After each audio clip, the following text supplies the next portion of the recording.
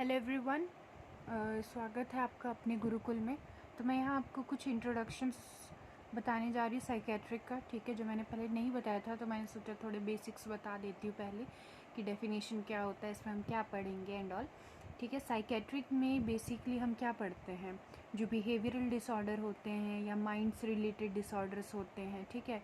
Mood disorders हो गए, है ना, जो कि आपका माइंड कंट्रोल कर रहा है, उससे होने वाले उसमें डिस्टर्बेंस जो अगर हो रहे हैं उसके वजह से जो पर्सन की पर्सनालिटी में चेंज आती है, बिहेवियर में चेंज आता है, मूड में चेंज आता है, उसके बारे में हम जो पढ़ते हैं वो होता है साइकेट्रिक सब्जेक्ट, ठीक है, जिसको आप मेंटल हेल्थ नर्सिंग के नाम से भी जानते हैं, ठीक है। इसमें हम ये पढ़ते हैं। तो देखिए पहले क्या होगा, साइकेट्री क्या होता है। Psychiatry is derive from Greek word, ये ग्रीक वर्ड से आया हुआ है, ठीक है। साइकी का मीन्स होता है सोल या फिर माइंड, ठीक है। एंड आई ट्री मतलब हो गया क्या, हीलिंग। जो सोल को या माइंड को क्या करता है, हील करता है, ठीक है, हील करता है, वो होता है साइकेट्री, ठीक है। इसको हमने दो वर्ड्स में तोड़ दिया। देन डेफिनेशन, साइकेट्री और साइकोलॉजिकल मेडिसिन होता है एक टाइप का, it is a branch of a medicine, ठीक है।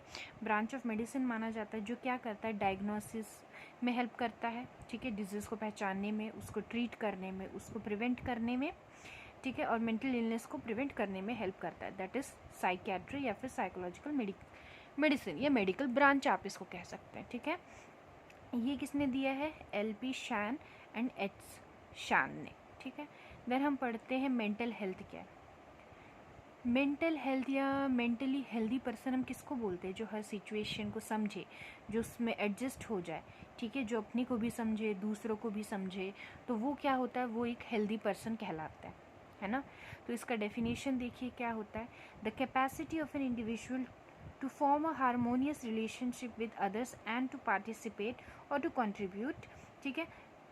एक हेल्दी या फिर मेंटल हेल्थ वो होता है जो जिस पर्सन में ये कैपेसिटी होती है कि वो दूसरों के साथ एक हारमोनियस रिलेशनशिप बना सके। हारमोनियस रिलेशनशिप का मतलब क्या हुआ यहाँ पे, कि एक अच्छा रिलेशनशिप, गुड रिलेशनशिप, लोगों के साथ अच्छे से व्यवहार करे, अच्छे से पेश आए, उनको समझे, है ना, उनके फीलिंग्स को भी ध्यान दे, उनको बोलने का मौका दे। ये नहीं कि सिर्फ अग्रेसिव होना है और अपनी फीलिंग्स दूसरों पे थोपना है, अपनी डिसीजन थोपना है, और समझे ना सिचुएशन को, या फिर अलग अलग सिचुएशन में उसको टैकल कैसे करना है, उसमें उसको सॉल्व कैसे करना है अपने प्रॉब्लम्स को, है ना। वो तो जो समझ सकता है वही सॉल्व कर पाएगा, और समझेगा वही जो मेंटली हेल्दी होगा पर्सन, जिसमें ये क्षमता होगी सोचने की, जो जल्दी हर चीज़ पे पैनिक नहीं करा जाए, है ना। तो जब ये सब चीज़ें एक लिमिट से ज़्यादा हो जाती हैं तो वो क्या होता है, मेंटली इलनेस, ठीक है, वो होता है मेंटल इलनेस पेशेंट। तो यहाँ पे हो गया, हमने पढ़ लिया मेंटल हेल्थ। अब देखते हैं इसके कुछ कंपोनेंट्स। 3 मेन कंपोनेंट्स होते हैं इसके, ठीक है। The ability to accept self, खुद को एक्सेप्ट करना आना चाहिए। The capacity to feel right towards others, दूसरों के प्रति, दूसरों के लिए और दूसरों के प्रति उनको क्या होना चाहिए, सही भावना होनी चाहिए। ये भी समझे कि दूसरे भी जो है वो सही है या सही पॉइंट ऑफ व्यू अपना रख रहे हैं, ठीक है।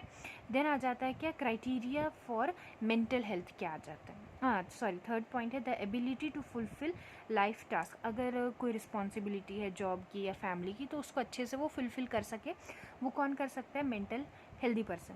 देन क्राइटेरिया क्या होते हैं फॉर मेंटल हेल्थ के लिए, एडिक्वेट कांटेक्ट विथ रियलिटी, ये नहीं कि अपनी इमेजिनेशन, अपनी अलग ही दुनिया में जीते रहे, वो रियलिटी के साथ कांटेक्ट हो, यानी कि रियलिटी में जिए, सच को अपनाए, चाहे वो अच्छी चीज़ हो या फिर कोई बुरी चीज़ हो या कोई बुरी घटना हो, बट एक टाइम के बाद उसको अपना लेना चाहिए, ठीक है। रियलिटी में जीना आना चाहिए, ये नहीं कि अपने ख्वाबों में जीते रहे, अपनी ही इमेजिनेशन दुनिया बनाए जो कि एक्चुअली एग्जिस्ट ही नहीं करती है, जो रियलिटी है ही नहीं।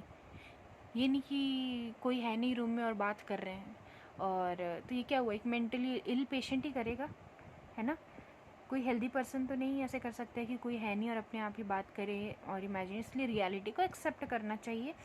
फिर आ जाता है control of thoughts and imagination, अपने थॉट और इमेजिनेशन पे कंट्रोल होना। Efficiency in work and play, ठीक है, एफिशिएंसी यानी कि इतनी क्षमता होनी चाहिए कि वो अपना काम कर सके, खेले कूदे, फिजिकली फिट रहे, इमोशनली फिट रहे। सोशल एक्सेप्टेंस, लोग भी उसको एक्सेप्ट करें।